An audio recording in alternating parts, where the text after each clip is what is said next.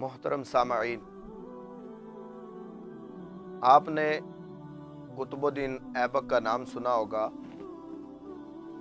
اور یہ وہ مرد مجاہد ہیں جن کا نام ابھی بھی کفار جانتے ہیں۔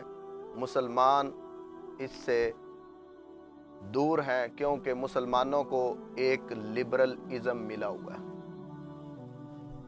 اور ان کو امن کا پتہ ہے کہ امن اسلام امن کا درس دیتا ہے۔ ان کو یہ نہیں پتا کہ اسلام تلوار کا بھی حکم دیتا ہے، اسلام جہاد کا بھی حکم دیتا ہے، اسلام جانیں دینا بھی جانتا ہے، اسلام جانیں لینا بھی جانتا ہے۔ اس چیز سے لوگ ناآشنا ہیں، اور بالکل وہ لوگ جنہوں نے ڈگریاں تو حاصل کر لی اور پیارے آقا صلی اللہ علیہ وآلہ وسلم جن کے صدقے یہ دنیا بنی اور پوری کائنات کی ایک منظر کشی کی گئی اور پوری کائنات بنی، جن کے صدقے بنی، جن کے لیے بنی، ان کی عزت پر بات کرنے کا طریقہ سلیقہ ان لوگوں کو نہیں پتا۔ ان کو جو کہے نا کہ اسلام یہاں پہ بھی امن کا درس دیتا ہے، چاہے جو بھی ہو جائے، ہم دین کے خلاف بات کریں تو تم نہ بولنا کیونکہ اسلام امن کا درس دیتا ہے، تمہاری نوکریاں چلی جائیں گی، تو یہ کہتے ہیں ٹھیک ہے جی، ہمارے بولنے سے کیا ہوگا، خاموشی اختیار کر لیتے ہیں۔ ان کو یہ میں بات واضح طور پر بھائی بتانا چاہتا ہوں کہ اسلام امن سے بھی پھیلا اور اسلام تلوار سے بھی پھیلا ہے۔ یہ دونوں چیزیں اکٹھی رہیں تب تک اسلام کا بول بالا رہا، اور انشاءاللہ حضور کے غلام یہ بول بالا ہی رکھیں گے۔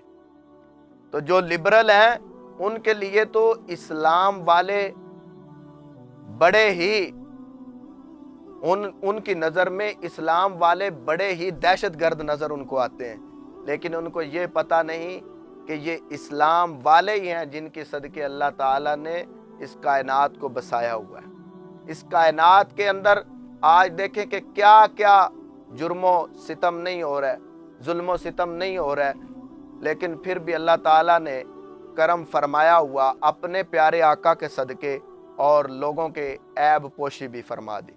یہ کس کا کرم ہے؟ میرے پیارے آقا صلی اللہ علیہ وآلہ وسلم کا، اور پیارے آقا صلی اللہ علیہ وآلہ وسلم کے صدقے ہی اللہ تعالیٰ نے سب کے عیبوں پر پردہ ڈالا ہوا ہے۔ تو جب بندہ اسلام کی بات کرتا ہے تو مسلمان کا حق ہے اس کو صدقے دل سے قبول کر لے اور خود کو یہ تسلیم کروائے کہ یہی بات تجھے سمجھنی چاہیے کہ جو بات یہ اسلام والے کر رہے ہیں۔ قطب مینار انڈیا کے اندر بھی آج بھی موجود ہے، اور قطب الدین ایبک یہ ایک مرد مجاہد ہے۔ میرے بھائی، یہ ایسے مرد مجاہد ہیں، انصاف پرست ہیں۔ ہمارے ہاں تو انصاف کا اب نام ہی کو نہیں رہا، ہر دوسرا بندہ بے انصافی پہ ہے، اللہ ماشاء اللہ کوئی ایسے اللہ کے بندے ہوں گے جو انصاف پسند ہیں اور انصاف کرنا جانتے ہیں اور انصاف کو ہی فالو کرتے ہیں، کیونکہ اسلام کے اندر انصاف جو ہے بہت اعلیٰ چیز ہے۔ پیارے آقا صلی اللہ علیہ وآلہ وسلم نے فرمایا کہ انصاف جس قوم میں عدل آ جائے، انصاف آ جائے، وہ قوم کامیاب ہو جاتی ہے۔ قطب الدین ایبک یہ نا شکار کے لیے گھر سے نکلے، اور ان کے ساتھ سپاہی بھی ہیں، تو جنگل کے اندر جا کر انہوں نے شکار کے لیے پہلا تیر پھینکا، اور جہاں پر وہ تیر گیا اس جگہ پر جب پہنچے تو شکار کی جگہ ایک نوجوان آپ کے تیر لگنے سے غائل ہوا پڑا ہے، سانسیں چل رہی ہیں لیکن گرا پڑا ہے۔ قطب الدین ایبک یہ وہ مرد مجاہد ہیں جو اسلام کے چاہنے والے ہیں، ہمارے سپاہ سالار ہیں۔ آپ کی آنکھوں سے آنسو جاری ہو گئے، آپ کی آنکھوں سے آنسو جاری ہو گئے کہ قطب الدین ایبک تو اس سے کیا ہو گیا آج؟ آپ نے اس نوجوان کو اٹھایا، اٹھاتے اٹھاتے وہ نوجوان دم توڑ گیا۔ اللہ اکبر کبیرہ، یہ ہیں ہمارے سپاہ سالار، اور جن کو ہم ماننے والے ہیں۔ جن کی ہم نے لائن پہ چلنا تھا ہم نے ان کی لائن چھوڑ کر غیروں کا رستہ اپنا لیا۔ تو میرے بھائی، میرے عزیز، بات یہ ہے کہ جب آپ نے اٹھایا تو دیکھا تو وہ نوجوان مر گیا ہے، روح جو ہے وہ جسم سے نکل گئی۔ پتہ کیا کہ یہ نوجوان کون ہے؟ اللہ اکبر کبیرہ۔ پتہ کرنے پر یہ پتہ چلا کہ یہ فلاں گاؤں کا ایک لڑکا ہے اور یہ گھر میں اکلوتا اپنی ماں کا سہارا ہے۔ اس کا نہ باپ ہے، نہ بہن ہے، نہ بھائی ہے۔ اس کی ضعیف العمر ماں ہے جس کا یہ سہارا ہے۔ سارا دن جنگل سے لکڑیاں اکٹھیاں کرتا ہے اور بیچ کر گھر کا نظام چلاتا ہے۔ اب دیکھیں، یہاں پر تو وزراء کی گاڑیوں کے نیچے لوگ آ کر مر بھی جائیں تو ان کا کوئی پوچھنے والا نہیں، کیونکہ یہ جو وزیر ہیں، نہ کیس چلتا ہے، نہ ایف آئی آر درج ہوتی ہے، ایف آئی آر درج تک نہیں ہوتی۔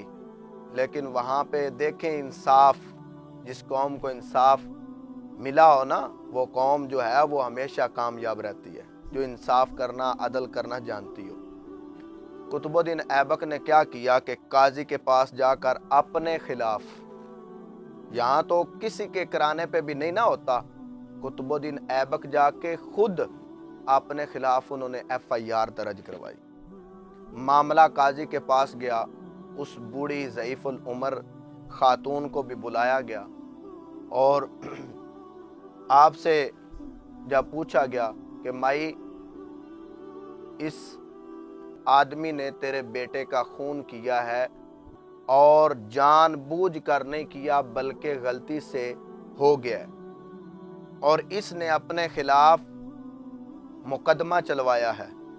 اب مائی کے ذرا جواب سنیں۔ مائی کہتی ہے، مائی کی آنکھوں سے زاروں قطار آنسو شروع ہو گئے۔ مائی کی زبان پر یہ لفظ تھا کہ جو بندہ وقت کا بادشاہ بھی ہو اور اپنے خلاف مقدمہ چلا لے، ہمیں کب پھر ایسے حکمران ملیں گے؟ میں اس کے خلاف مقدمہ نہیں چلانا چاہتی، میں اسے معاف کرتی ہوں۔ اب قاضی القضاء نے کیا کیا؟ آپ نے رہا کرنے سے، بری کرنے سے پہلے پتہ کیا لفظ بولا؟ کہا کہ قطب الدین، اگر یہ تجھے عورت معاف نہ کرتی تو آج تجھے میں تختہ دار پر لٹکا دیتا، تجھے میں سخت سے سخت سزا دیتا۔ یہ قاضی کے الفاظ ہیں۔ قطب الدین ایبک نے آگے سے کیا جواب دیا؟ اس طرح نہ کمر سے کھنجر نکال کر کہا کہ قاضی، اے قاضی، اگر تو مجھے حکمران سمجھ کر میری رعایت کرتا تو اس کھنجر سے میں تیرا سر جو ہے وہ تن سے جدا کر دیتا۔ یہ ہے انصاف۔ اور آج ہمارے ہاں کیا ہو رہا ہے؟ غریب بیچارہ دھکے کھا کھا کر کچہریوں کے ذلیل ہو کر اپنا کیس چھوڑ دیتا ہے۔ پہلے تو ایف آئی آر جو ہے وہ درج نہیں ہوتی، مقدمہ نہیں چلایا جاتا، اگر چلایا بھی جائے تو اس کے اتنے چکر لگتے ہیں تو وہ خود ہی کیس کو چھوڑ دیتا ہے۔ یار میرے پاس اب رہ ہی کچھ نہیں گیا، سب کچھ لوٹا دیتا ہے اور سب کچھ چلا جاتا ہے۔ انصاف تلاش کرتے کرتے کرتے سب کچھ لوٹا بیٹھتا ہے اور کیس کو چھوڑ دیتا ہے، لیکن انصاف نہیں ملتا۔ تو میرے بھائی، یہ انصاف اس وقت ملے گا جب رسول اللہ کا دین تخت پر ہوگا۔ رسول اللہ کی شریعت جب تک نافذ نہیں ہوگی تو کسی کو انصاف کی امید بالکل نہیں رکھنی چاہیے۔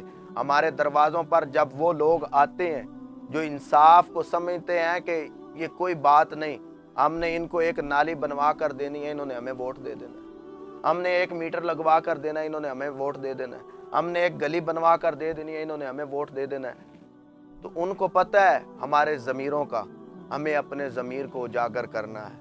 ہمارے جو سپہ سالار ہیں، ہمارے سپہ سالار نور الدین زنگی، محمد بن قاسم، قطب الدین ایبک، یہ ہمارے سپہ سالار ہیں۔ میں کتنوں کے نام لوں جنہوں نے انصاف، عدل اور انصاف کو قائم کیا ہے۔ ہم نے ان کی سیرت پہ چلنا ہے، ان کی لائن پہ چلنا ہے، ہاتھ میں تلوار بھی تھامنی ہے۔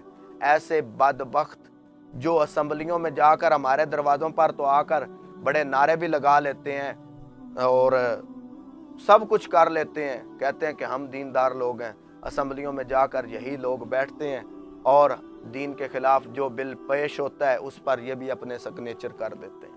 ہمیں یہی ہوتا ہے کہ ہمارے جی گاؤں کی شان ہے، ہمارے علاقے کی شان ہے، فلاں گیا ہوا ہے، فلاں گیا ہوا ہے، اسمبلی میں فلاں گیا ہوا ہے، لیکن ہمارے اوپر دن بدن ظلم و ستم ہی ہو رہے ہیں۔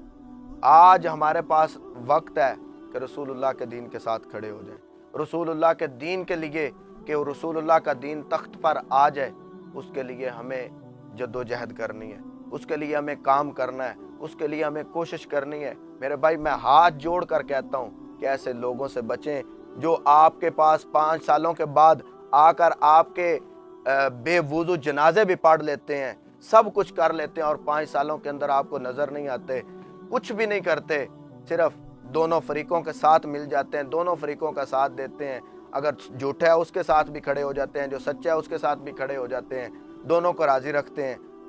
اور ایسے لوگوں سے بچیں، یہ آپ کے لیے، میرے لیے بڑی بہترین چیز ہے۔ ایسے لوگوں کی شناخت کریں، ایسے لوگوں کو آپ جب دروازے پہ یہ لوگ آئیں تو ان کو بولیں کہ آپ نے اسمبلیوں میں جا کر کیا کیا، رسول اللہ کے خلاف سارے کام ہوتے رہے، رسول اللہ کے دین کے خلاف سارے کام ہوتے رہے، آپ کہاں تھے؟ تو یہ سوال آپ ان سے کریں اور ووٹ رسول اللہ کی عزت کے لیے دیں، تاکہ عدل و انصاف قائم ہو، ہر غریب کو عزت ملے، ہر غریب جو ہے وہ اپنے گھر میں سکون سے کھانا کھا سکے، حلال روزی کھا سکے۔ اللہ تعالی ہمیں عمل کی توفیق